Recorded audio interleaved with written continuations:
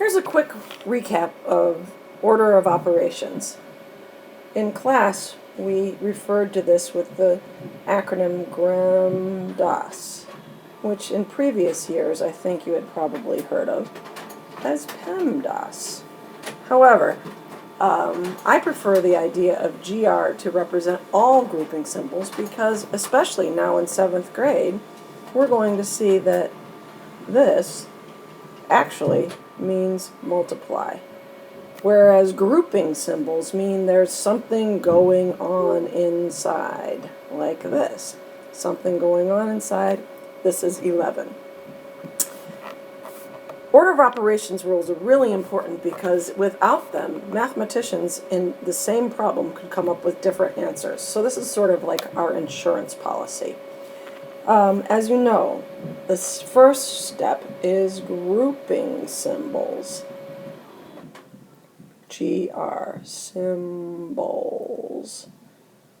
They can be parentheses with something going on inside.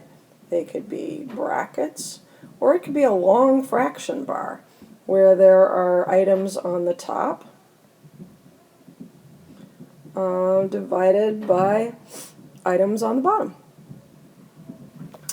So all of those are examples of grouping symbols.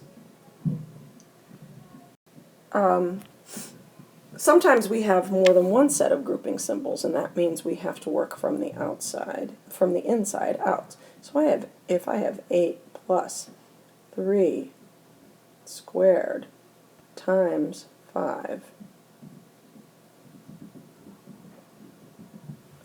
I would have to first do my exponent, then I would have to multiply, then I would have to add.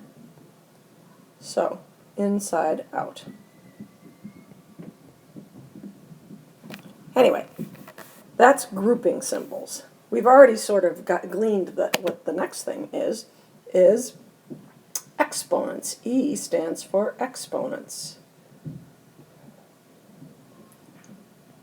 Right now, where we are, exponents are pretty straightforward because we're really not talking about negative numbers yet. You just need to be able to raise a number to a power. One common mistake in 7th grade is to remember that 3 squared means 3 times 3, not 3 times 2. So that's 9. The third step is multiplication and division.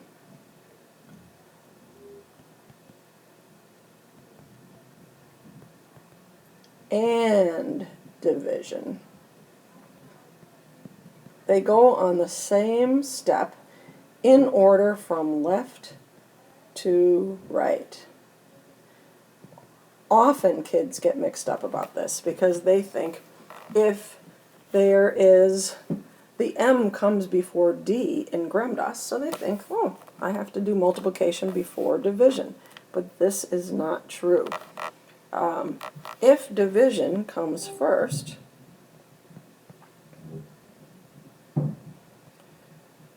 then that means we have to do the division first and then the multiplication in order from left to right. If I had done multiplication first, I would have had 2 times 3 is 6. I would have said 12 divided by 6 is 2, and that would have been wrong. Really common mistake for kids to make is to not understand that it goes in order from left to right.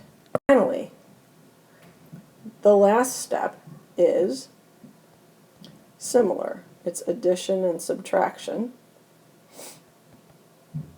ADDITION, and subtraction from left to right. Once again, they are on the same step of GrEMDAS.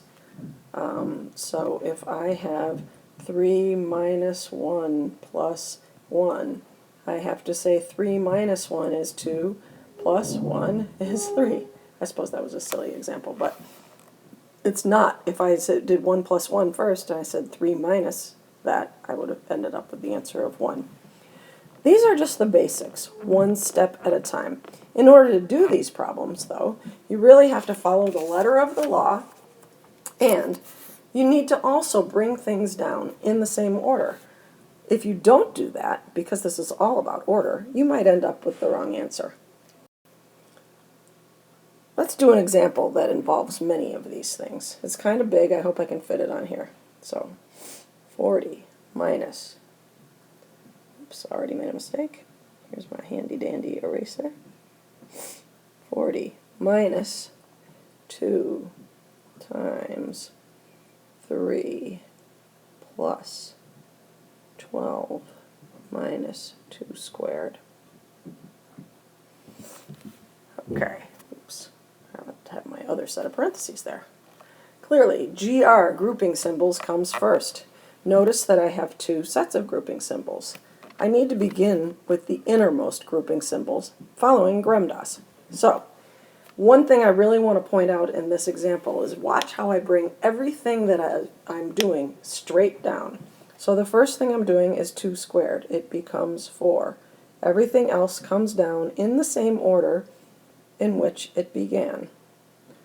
So if I don't do this, as we saw in class, that's sometimes going to be pretty fatal. So now I still have grouping symbols, 12 minus 4. I can tell that those are grouping symbols because there's something going on inside. And so 12 minus 4 is 8. 3 plus 8, I can call these with this grouping symbol now. Now that we've actually learned the distributive properties, some kids ask me, can I distribute this 2 over the 3 and the 8? The short answer is yes.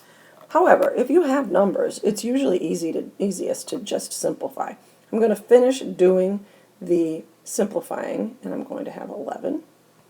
And now this is times 2. I could put it in parentheses or with a dot. So 40 minus 2 times 11. Even though the subtraction comes first, if I were reading just like from left to right, we know GrEMDAS, multiplication comes before subtraction. So this becomes 22. This is 40. 40 minus 22 is 18. And there's an illustration of that. The rule of the day is to make sure you just literally follow that letter of the law and bring everything down. Just one quick thing, that perhaps the most common mistake of all, and it's this simple. Kids will often say 3 plus 2 times 5. They will say 5 times 5. So don't make this basic mistake. We have to first multiply, then add. Notice how I brought that straight down below, and we get 13.